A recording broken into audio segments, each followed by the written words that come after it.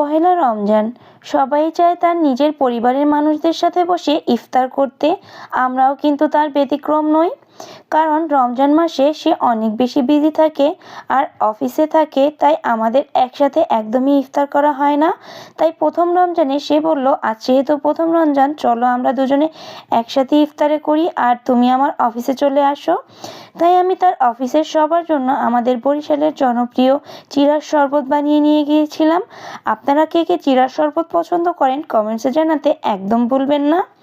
তো এরপরে আরঙে কিছু কেনাকাটা করলাম। এরপরে চলে গেলাম আমার একটা ভাইয়ের সাথে রিগালে, কারণ সে কিছু ফার্নিচার দেখবে তাই। তো ওখান থেকে ফার্নিচার দেখা শেষ করে সরাসরি চলে গেলাম বিটুতে, কারণ বিটুতে গিয়েছিলাম মূলত আমার ছোট ভাইয়ের জন্য কেনাকাটা করতে।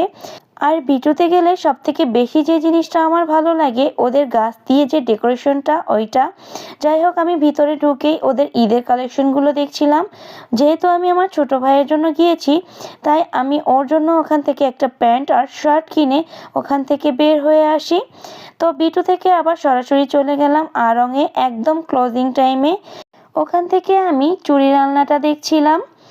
প্রথম রমজানে আমার ইফতারের পাশাপাশি কিন্তু অলরেডি অনেক শপিং করাও হয়ে গেছিলো।